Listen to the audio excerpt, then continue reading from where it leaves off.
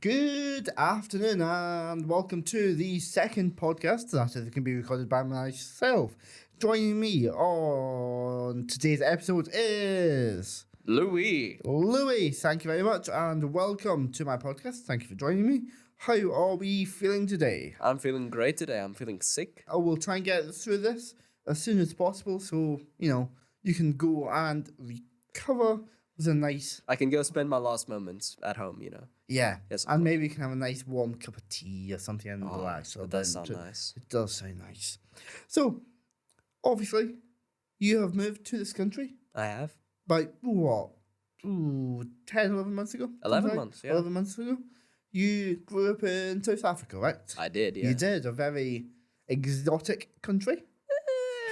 I wouldn't say exotic. I would say, Fun. poor. A very pretty country.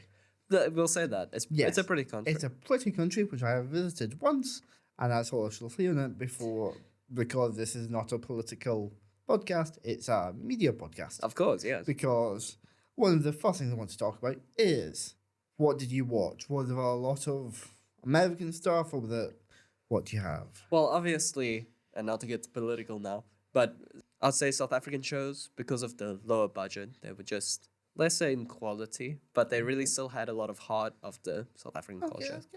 Like, you need to have a bit of heart in your show. But It can't all just be special effects. There needs to be something good, something Precisely. hearty and lovely in there. yeah. And is that what you saw?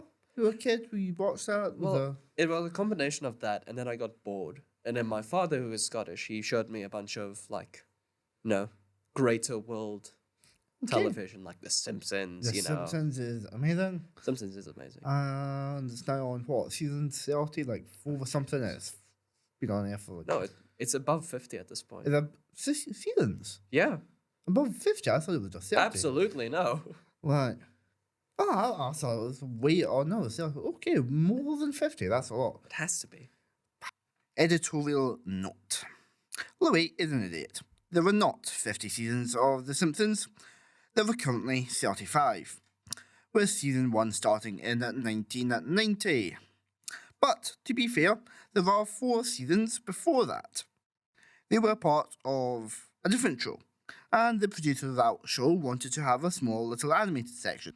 And there's about 4 seasons of that, plus the 35 seasons currently, so there's pushing 40 seasons, roughly, of The Simpsons, not the 50 plus that Louis said.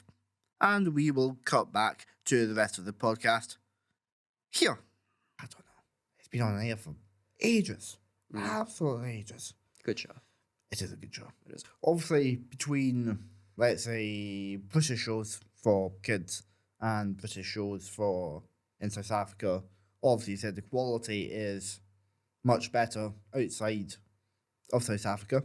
I would say outside of South Africa, but I have a reason for that. And I think it's because a lot of the shows from the outside world are very filtered when they get to South Africa. So it's all the really good stuff makes it through. Right, okay. So, people want The Simpsons, people want, Avengers. Avengers assemble. Exactly. Yeah. So, shows, Simpsons. When I got to the right age. Well, obviously, I know you weren't probably watching it when you were like 3, but maybe 6, 7, 8 years old, you started being able to come across the more Western shows, yeah. Was it particularly easy enough to get a hold of those type of shows? Because obviously streaming wasn't really a thing 10, 15 years ago when you were younger. Was there a lot of channels showing it, or? I will not mention the specific method. But sometimes we would get CDs from the shop, and other times it would just appear on the television. Oh, you had, in massive air quotes, methods. Yeah. Okay, cool. That's fine. Not that we endorse pirating, but... we do not endorse pirating. I was 6 years old, and thus I'm exempt from the law.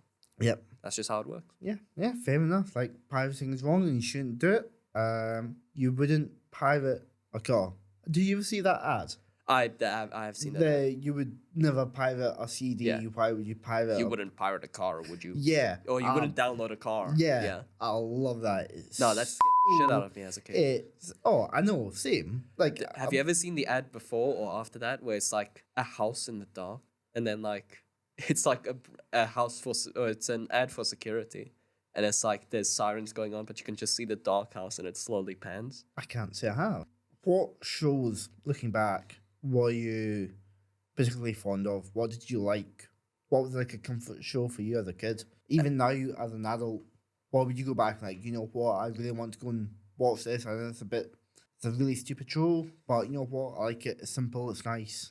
Well, I've already talked about The Simpsons, but I'll back away from that just a tiny bit because that's more Western. I would say a show called Lever Hexy. Levi Hexy. Lever Hexy. Editorial note 2. I've had to cut a fair amount out here because, as it turns out, I am very bad at pronouncing names from South Africa, or, well, any foreign names at all. I do apologise to all countries, everywhere, if I can no longer pronounce the names, because I am an idiot. I do apologise. Thank you. It's about a witch. Name of Lever Hexy. A witch? Yeah, she goes around fighting rotten apples. Yeah, she has little apples. Kwaki Kabouter, who's her friend. But then there's also the bad ones who are rotten. And they like try and ruin her day. So what do these, rotten apples do? What mischief do they get up to? They stole her cat once. Don't remember the cat's name. Kiki or something. I'm sorry, that's just such an odd premise for a show. It's Kwaki Kabouter would have to stop them most of the time. Okay. You know what Kwaki Kabouter means? No, I don't. Means angry little gnome. Angry little gnome. Kwaki Kabouter. They were like half apples, half gnomes. Just to clarify, they weren't apples. So this TV show, which you quite like, it would follow a witch that I would have to go about and find like evil apples that would be stealing her property. Yeah, and they'd have to protect the apple kingdom from the evil rotten apples. Okay. That sounds like an interesting show, which I think I need to take a look at this because you should. It's pretty good. It's in Afrikaans, so you won't understand it, but you'll see what's happening. It sounds absolutely wild. I need to take a look. It is pretty good, and it's just obviously aimed for kids. But it's a puppet show aimed for kids. You know what? I'll see if I can find it somewhere because that is. I'll show it to you after this. Okay, cool. That's fine. I'll hold you to that. So, obviously, we're both in a media production course here at Edinburgh Sighthill campus. Was there any form of media that inspired you to come into this course? Or have you always been somewhat interested about creating content, whether it be podcasts like this or editing, videos or... So, I saw this more as like form of media. I've been a big fan of movies my entire life. I just love movies. And then I got into editing a few years back. And okay, interesting. It's like, this is pretty fun. Then I also got into like camera work. Ooh. I was like, this is even more fun. Yeah. And then it just kept snowballing. So that what's your end goal? Thinking something directing or video editing. Oh, so we've got a little bit of a director in you, do we? Bit of a camera director. Oh, nice. What would you like to work on? Would it be film or TV? Probably film. I think I like the longer form stuff. Okay. Is there a franchise you would, love to work on? Whether it was you join it now or you would have wanted to. Or would have wanted to start when it first came out. I don't know, whether it be Star Wars or Fast and Furious, anything. This is such a boy answer, but I feel like Breaking Bad. I've seen some of the behind the scenes of Breaking Bad and like Better Call Saul. It's a lot of good camera work, a lot of good directing. I feel like it would just be fun to be on that set. Okay, cool. I've not been a massive fan of Breaking Bad myself. How dare you? I'm sorry. Please forgive me. I'm sorry. You're forgiven, Grant. I love you. Thank you. I've seen a few bits of Better Call Saul. Yeah. That seems quite interesting. So one day I might go and give that a shot. Kind of off the back of that question, is there a particular franchise that you would just want destroyed? Destroyed? Like, there's a movie franchise where, like, nah. Whether it's film or TV, whatever, you're just like, nah, this can no longer exist in the world. My Little Pony: Friendship is Magic. Okay, cool. That's a very, very good answer. Okay, cool.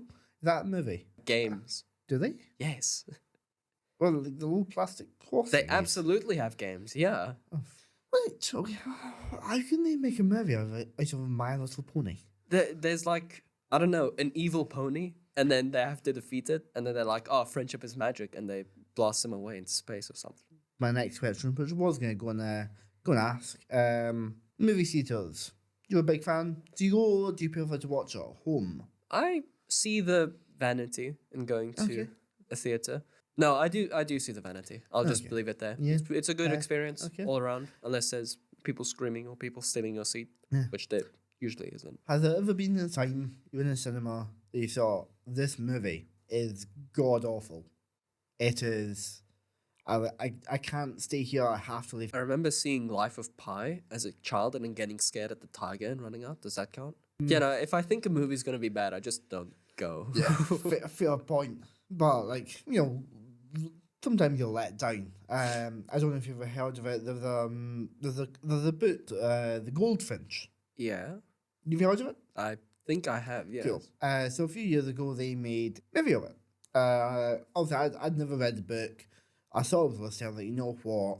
I'll go and see it. Go and see it for the sake of seeing it. I've got nothing else going on. I